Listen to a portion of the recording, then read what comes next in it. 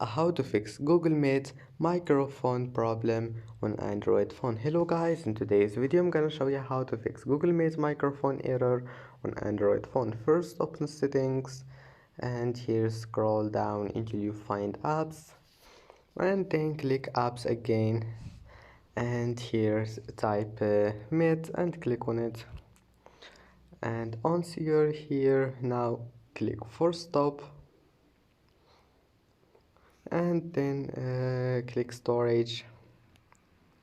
Now clear cache, and here we'll find permissions, click on it, and now click microphone and then allow, and after that just go back and